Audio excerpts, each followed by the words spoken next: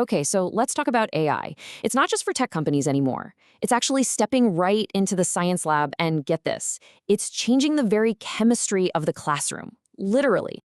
All right, to really get this, we've got to start with a big question. Think about it. What's the one thing, the single most limited resource for any teacher out there? It's time. Yep, just time.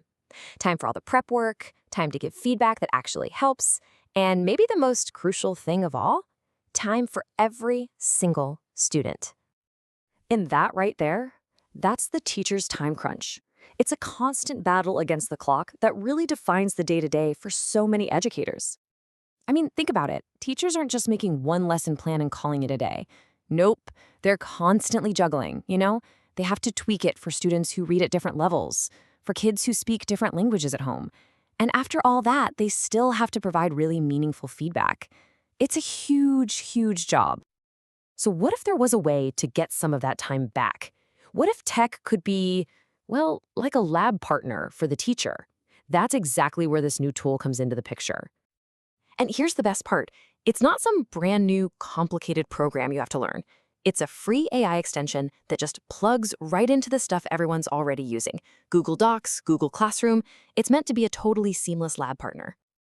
And its whole mission? It's laser focused on that time crunch we were just talking about. Its main goals are pretty simple. Tackle all that time-consuming differentiation, help create stuff faster, and give really good feedback, like right away. Okay, that all sounds great in theory, right? But let's see a lesson in action. What does this actually look like when the bell rings? So for our case study, we're going to look at a super common chemistry lab for grades 9 through 11, paper chromatography. It's the perfect example because it has everything: a little theory, the hands-on experiment, some math, and then you've got to explain what it all means. We're going to follow this lesson through 4 phases, okay? From the very beginning prep all the way to the end, and we'll see exactly where this AI lab partner jumps in to help out. All right, phase 1, engage and prep. So, before anyone even touches a beaker, the teacher can take the lab sheet and, this is cool, with just a click, adjust the reading level. They can even translate key terms. So that student who usually struggles with the dense text, boom, they now get instructions they can actually understand. That's a huge barrier gone right from the get-go.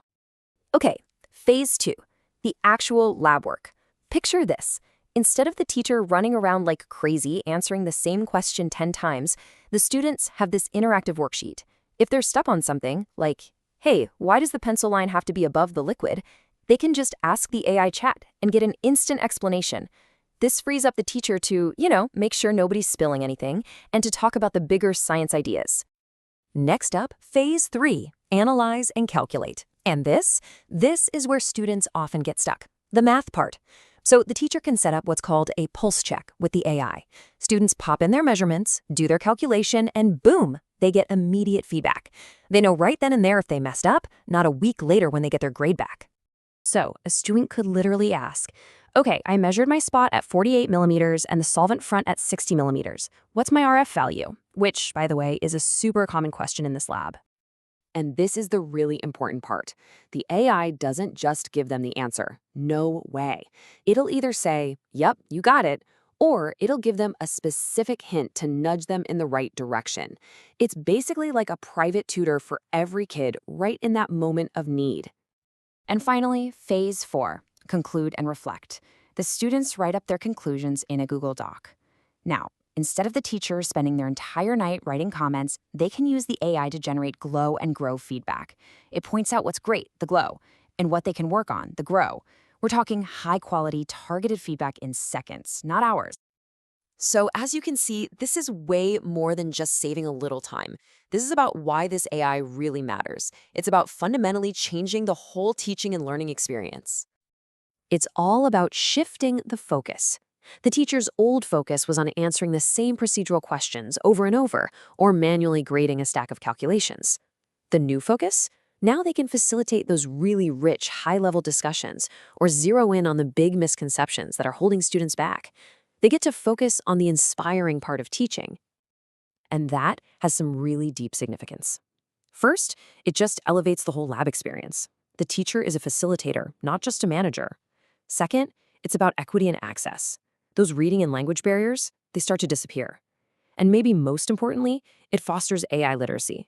It teaches students how to use this powerful tool as a partner, not a cheat sheet. But for all this to work, it means a shift in roles for everyone in the classroom. A new way of thinking is absolutely required.